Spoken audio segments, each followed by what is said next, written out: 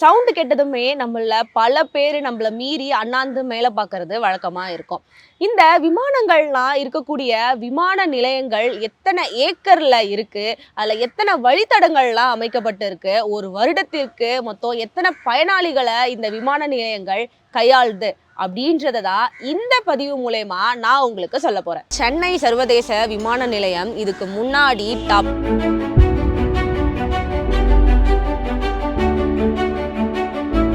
மும்பையில் இருக்கக்கூடிய விமான நிலையம் சுமார் 5.7 கோடி மக்கள்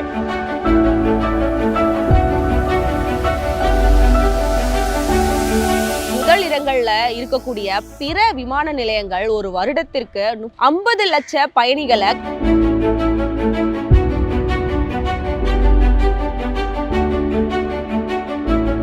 ஐந்தாவது இடத்துல எந்த விமான நிலையம் இருக்குன்னு உங்களுக்கு தெரியுமா?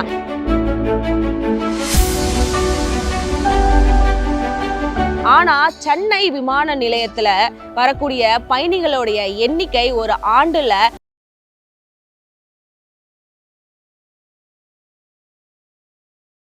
இந்தியாவில் உள்நாடு மற்றும் வெளிநாடுகளுக்கு பயணம் செய்யக்கூடிய மக்களுடைய எண்ணிக்கை நாளுக்கு நாள் அதிகரித்து கொண்டே போகிறது. அந்த வகையில் அதிக பயணிகளை கையாளக்கூடிய விமான நிலையங்களில் முதலிடத்துல இருக்கிறது டெல்லியில் இருக்கக்கூடிய இந்திரா காந்தி விமான நிலையம். இந்த விமான நிலையத்தில் ஒரு ஆண்டிற்கு, அதாவது 2023 2024 வரைக்கும் 7.3 கோடி பயணிகள் இதில் பயணம் செஞ்சுருக்காங்களாம்.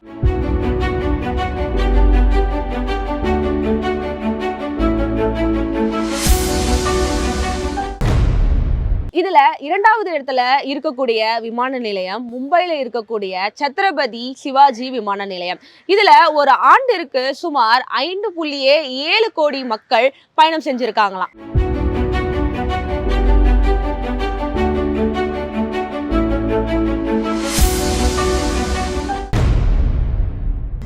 அடுத்ததா கெம்பே கவுடா சர்வதேச விமான நிலையம். இந்த விமான நிலையம் பெங்களூர்ல அமைந்திருக்கு. கடந்த ஆண்டு மட்டுமே இந்த விமான நிலையத்துல 3.7 கோடி பயணிகள் பயணம் செஞ்சிருக்காங்களாம்.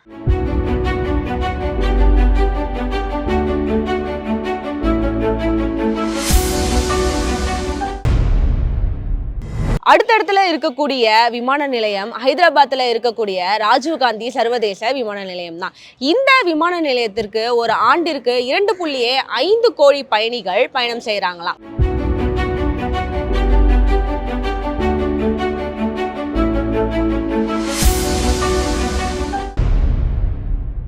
ஐந்தாவது இடத்துல எந்த விமான நிலையம் இருக்குன்னு உங்களுக்கு தெரியுமா? நம்ம எல்லாருக்கும் தெரிஞ்ச சென்னை சர்வதேச விமான நிலையம் தான். இந்த விமான நிலையத்துல ஒரு ஆண்டிற்கு மட்டும் 2.1 கோடி பயணிகள் பயணம் செஞ்சுட்டு வந்துட்டு இருக்காங்களாம்.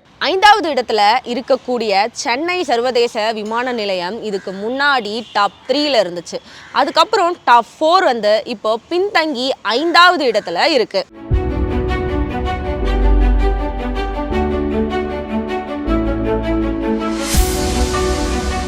பட்டியல்ல முதல் இடங்கள்ல இருக்கக்கூடிய பிற விமான நிலையங்கள் ஒரு வருடத்திற்கு 50 லட்ச பயணிகளை கையாண்டு இருக்காங்களாம். ஆனா சென்னை விமான நிலையத்துல வரக்கூடிய பயணிகளுடைய எண்ணிக்கை ஒரு ஆண்டுல வெறும் 30 லட்சம் தான் அதிகரித்து இருக்கா. சரி, இதற்கு என்னதான் காரணம் அப்படின்னு பார்த்தா சரியான உட்கட்டமைப்பு இல்லாதது தான் இதற்கு காரணம் அப்படின்னு சொல்றாங்க. இந்த விமான நிலையங்கள்லாம் எத்தனை ஏக்கர்ல அமைந்திருக்கு அப்படின்றத இப்ப பார்க்கலாம். முதலிடத்துல இருக்கக்கூடிய இந்திரா காந்தி விமான நிலையம், அதாவது டெல்லி விமான நிலையம் 5106 ஏக்கர் பரப்பளவில் அமைந்திருக்கு.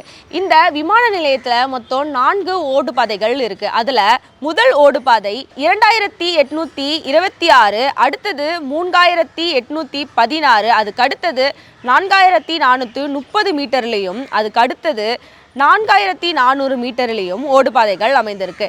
அது மட்டும் இல்லாம இந்திரா காந்தி சர்வதேச விமான நிலையம் இந்தியாவினுடைய மிக நீளமான ஓடுபாதை கொண்ட விமான நிலையமாகும். இதுல ஒரு மணி நேரத்திற்கு 100 விமானங்களை கையாளக்கூடிய திறனும் இந்த விமான நிலையம் கொண்டிருக்கு.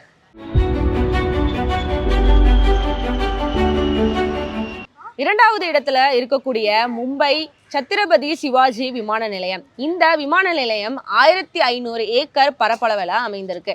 இந்த விமான நிலையத்துல மொத்தம் 2 ஓடுபாதைகள் இருக்கு. அதுல முதல் ஓடுபாதை 3445 மீட்டர்லையும் அடுத்த ஓடுபாதை 2869 மீட்டரையும் கொண்டிருக்கு. அடுத்தது ஹைதராபாத்ல இருக்கக்கூடிய ராஜீவ்காந்தி விமான நிலையம். இந்த விமான நிலையம் 5500 ஏக்கர் பரப்பளவை கொண்டிருக்கான். இந்த விமான நிலையத்திலையும் 2 ஓடுபாதைகள் இருக்கு. அதுல முதல் ஓடுபாதை 3800 மீட்டரையும் அடுத்தது 4760 மீட்டரையும் கொண்டிருக்கு. அடுத்தது கெம்பே கவுடா சர்வதேச விமான நிலையம். இந்த விமான நிலையம் 4000 ஏக்கர்ல அமைந்திருக்கு. இதுலயும் 2 ஓடுபாதைகள் இருக்கு. அது இரண்டுமே 4000 மீட்டர் அளவு கொண்ட ஓடுபாதைகள். இறுதியா 5வது இடத்துல இருக்கக்கூடிய நம்ம சென்னை சர்வதேச விமான நிலையம். இது 1300 ஏக்கர் பரப்பளவை கொண்டிருக்கு. இதுலயும் 2 ஓடுதளங்கள் இருக்கு. அதுல ஒன்று 3658 மீட்டர்லயும் மற்றொன்று 2160 மீட்டரையும் கொண்டிருக்கு. இப்ப நம்ம பார்த்த டெல்லி, மும்பை, ஹைதராபாத் விமான நிலையங்களோட ஒப்பிட்டு பார்க்கும்போது சென்னை விமான நிலையம் மிகவும் சின்னதாக இருக்கு. இதன் மூலமாக குறைந்த பரப்பளவில் அதிக பயனாளிகளை கையாளக்கூடிய விமான நிலையமா சென்னை விமான நிலையம் இருக்கு. இது போன்ற பதிவுகளை பார்ப்பதற்கு சேனல் 5 நியூஸை சப்ஸ்கிரைப் செய்யுங்கள்.